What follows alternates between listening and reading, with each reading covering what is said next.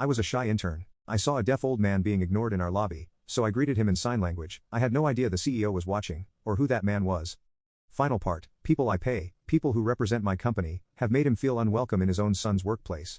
Robert reached over and touched his son's arm. Signing something I couldn't quite catch, Michael nodded, and continued. Today was different. Today, I watched a 22-year-old intern abandon her assigned duties to spend 3 hours making my father feel valued, respected, and included. I watched her translate conversations, facilitate connections, and treat him not as a burden or an obstacle, but as an honored guest. His voice grew thick with emotion. I watched her give him something I haven't given him in years, the feeling that he belongs in my world. I felt tears welling up in my eyes. Mr. Hartwell. I have a younger brother who's deaf, and I know how it feels when people ignore him, or treat him like he's invisible. I couldn't stand to see that happen to your father. And that, he said, is exactly why I need to talk to you about your future here. My heart sank. This was it, the gentle letdown before the termination. I understand if you need to let me go, I said quietly. I know I didn't do my assigned work today. Michael looked genuinely surprised. Let you go? Miss Walsh, I want to offer you a job, a real job, not an internship. I stared at him, certain I'd misheard. I'm sorry, what? What I witnessed today showed me something that's been missing from this company. A genuine commitment to inclusion and accessibility. We talk about diversity and inclusion in our mission statement. We have policies in our employee handbook, but we don't live it. We don't embody it. I want to change that, and I want you to help me do it. Robert was beaming, signing rapidly to his son. Michael smiled and signed back, then turned to me. I'm creating a new position, Director of Accessibility and Inclusion. It would be your job to ensure that Meridian Communications is truly accessible to everyone, employees, clients, and visitors. You develop training programs, create policies, and serve as an advocate for people who might otherwise be overlooked or excluded. You'd report directly to me. I felt dizzy. Mr. Hartwell, I'm just an intern. I don't have experience in human resources or policy development. I don't even have my degree yet. I'm still finishing my last semester. You have something more valuable than experience.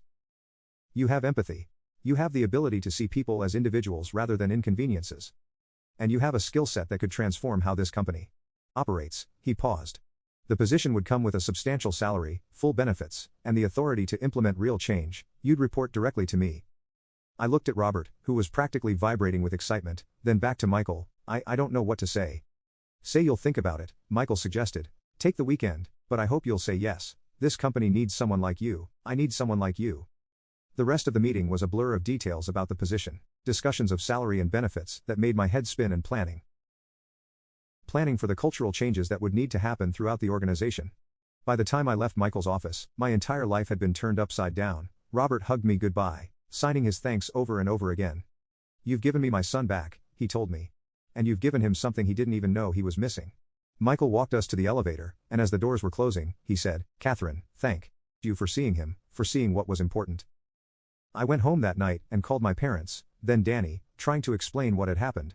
Danny was the most excited of all. You're going to help other deaf people at work. He signed when I video called him. That's so cool. You're going to be like a superhero for people like me. His enthusiasm was infectious, and by Monday morning, I knew what my answer would be. I started my new position the following week. My first task was to conduct an accessibility audit of the entire building and all company policies. What I found was both disappointing and motivating. Meridian Communications, like many companies, had been operating with good intentions, but little actual understanding of what inclusion really meant. Over the next 6 months, I implemented sweeping changes. We installed visual alert systems throughout the building. We brought in ASL interpreters for all company meetings and events. We created accessibility guidelines for all marketing materials and client presentations. Most importantly, we instituted mandatory inclusion training for all employees, starting with the executive team. The training sessions were eye-opening for everyone involved. I brought in speakers from the deaf community, including Robert, who shared his experiences and helped employees understand the impact of their actions or inactions. I taught basic sign language classes during lunch hours and was amazed by how many people were eager to learn. Margaret, my former supervisor, was one of my most enthusiastic students. I keep thinking about that day. She told me after one of our training sessions, I was so focused on the presentation, on the tasks that seemed urgent, that I completely missed what was actually important. I don't want to make that mistake again. The changes weren't just about accessibility for the deaf community. We expanded our efforts to include accommodations for employees and visitors with mobility challenges, visual impairments, and other disabilities. We partnered with local organizations to ensure our hiring practices were truly inclusive. We even redesigned our website and marketing materials to be more accessible. But the most meaningful change was cultural. The company that had once been focused solely on efficiency and productivity began to value empathy and inclusion as core business principles. Employees started looking out for each other in ways they never had before. The lobby that had once been a place where visitors like Robert were ignored became a welcoming space where everyone was treated with dignity and respect. 6 months after that life-changing Tuesday, Meridian Communications won a national award for workplace inclusion. At the ceremony, Michael asked me to accept the award on behalf of the company. This recognition belongs to everyone at Meridian who embraced change and chose to see inclusion not as a burden, but as an opportunity to become better. I said in my acceptance speech.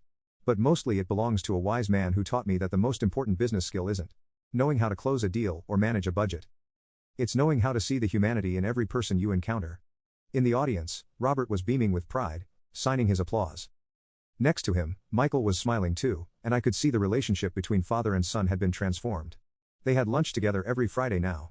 And Michael had become fluent enough in ASL to have real conversations with his father about everything from business strategy to family memories. The shy intern who had once felt invisible had found her voice by helping others find theirs.